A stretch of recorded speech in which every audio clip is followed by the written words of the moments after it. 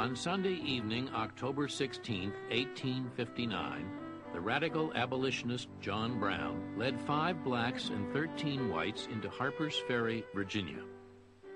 He brought along a wagon load of guns to arm the slaves he was sure would rally to him. Once they had, he planned to lead them southward along the crest of the Appalachians and destroy slavery. Brown was an inept businessman who had failed 20 times in 6 states and defaulted on his debts. Yet he believed himself God's agent on earth.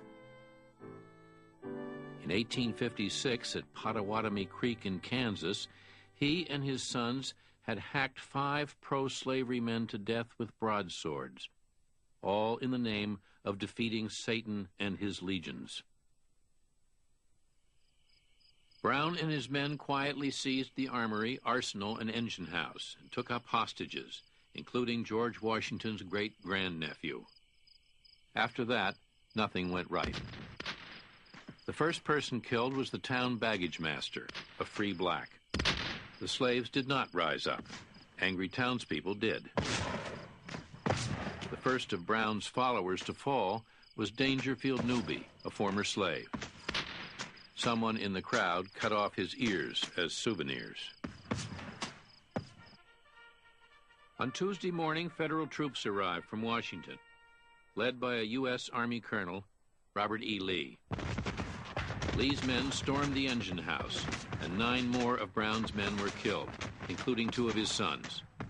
Brown, severely wounded, was turned over to Virginia to be tried for treason. In firing his gun, John Brown has merely told what time of day it is. It is high noon. Thank God. William Lloyd Garrison. An undivided South says, let him hang. Albany, Georgia Patriot. Virginia found Brown guilty and sentenced him to death. Among the troops at the scene of his hanging were cadets from the Virginia Military Institute, led by an eccentric professor, Thomas J. Jackson. Also there was a private in the Richmond Greys, a young actor named John Wilkes Booth. December 2nd, 1859. Old John Brown has been executed for treason against a state. We cannot object, even though he agreed with us in thinking slavery wrong. That cannot excuse violence, bloodshed, and treason. It could avail him nothing that he might think himself right. Abraham Lincoln. Ralph Waldo Emerson likened Brown to Christ. Nathaniel Hawthorne declared, "No man ever more justly hanged." And Herman Melville called him the meteor of the war.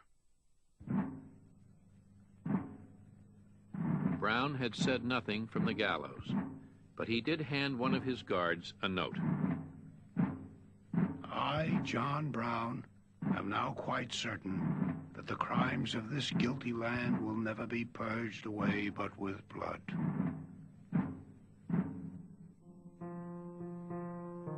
His zeal in the cause of freedom was infinitely superior to mine. Mine was as the taper light. His was as the burning sun. I could live for the slave. John Brown could die for him.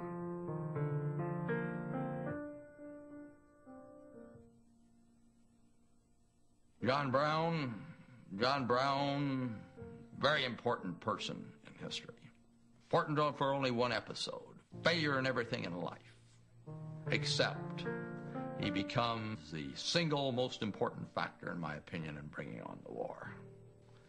The militia system in the South, which had been a joke before then, becomes a viable instrument as the Southern militias begin to take a true form, and the South begins to worry about Northerners agitating the blacks to murder them in their beds. It was the beginning of the Confederate Army.